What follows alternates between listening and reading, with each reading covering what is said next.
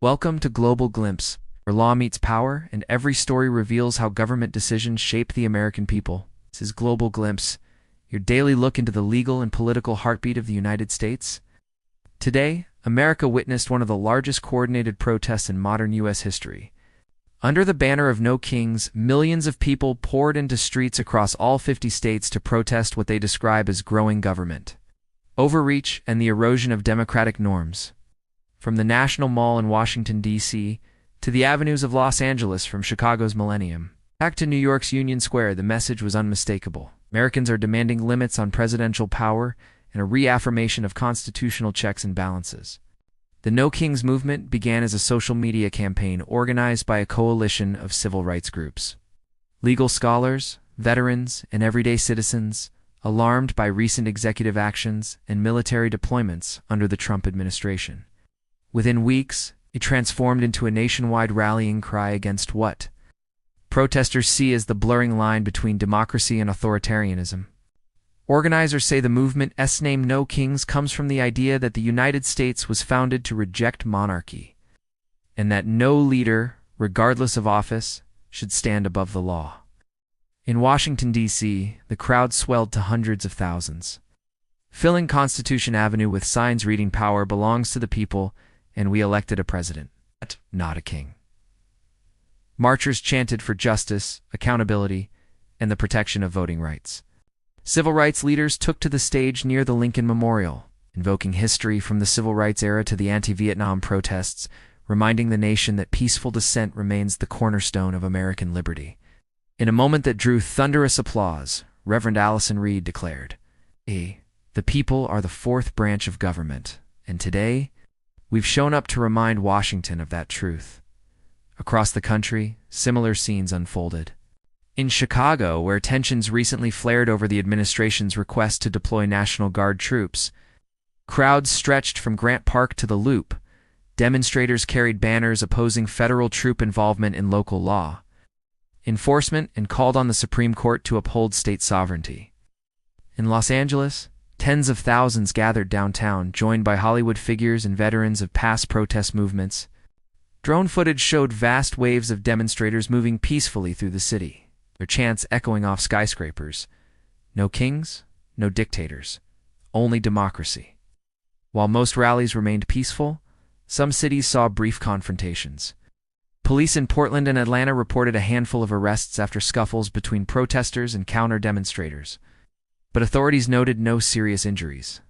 In a statement, the Department of Homeland Security commended local law enforcement for maintaining order and confirmed that there were no federal agents deployed to the protests, a move seen as an attempt to avoid further inflaming tensions. The White House response came swiftly. Press Secretary Megan Holt said the president respects the right of Americans to protest, but criticized organizers for what she called spreading fear and misinformation about executive actions meant to protect national security. She defended the administration's recent use of federal authority, including its legal appeal to deploy troops in Illinois, arguing that maintaining order and enforcing federal law is not authoritarianism, it's leadership.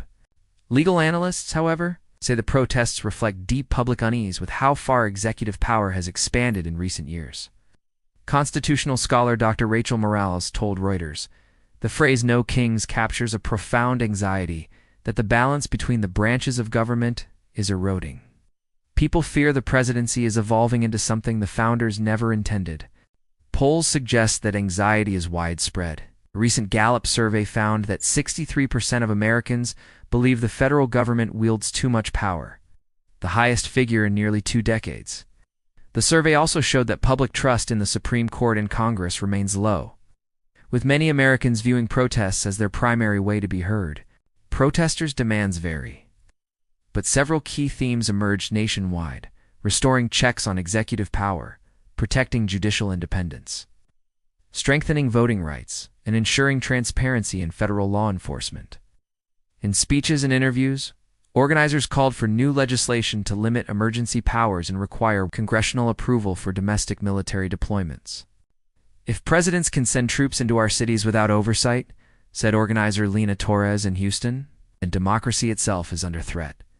Despite the scale of the protests, Experts caution that translating activism into policy change will be difficult. Historically, mass movements can take months or even years to influence legislation. Yet many see the No Kings demonstrations as a turning point, not just in opposition to a single administration, but in the broader fight to reaffirm constitutional boundaries. Internationally, the demonstrations drew attention and praise. World leaders from Canada, Germany, and France issued statements supporting the right to peaceful protest and applauding Americans for defending democratic values. Meanwhile, state media in China and Russia mocked the events, framing them as signs of instability within the U.S. political system, a reminder that America's internal struggles are watched closely abroad. Back at home, the emotional tone of the protests has rekindled debate about civic responsibility. Teachers and university professors reported that students were organizing campus teach-ins to discuss the Constitution and the limits of presidential authority. Churches, mosques, and community centers hosted dialogues on democracy, civic duty, and nonviolent activism.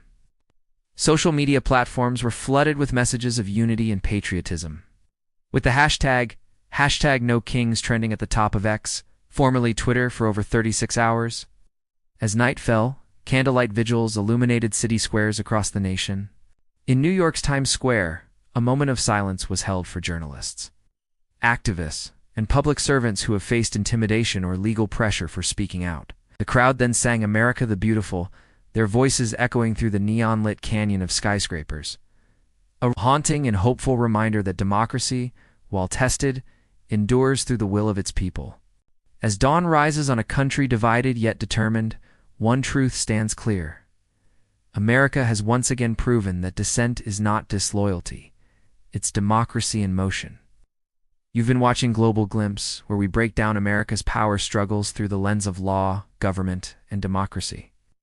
If you value truth-driven journalism and deep analysis, hit subscribe, ring the notification bell, and share this video with others who care about the Constitution.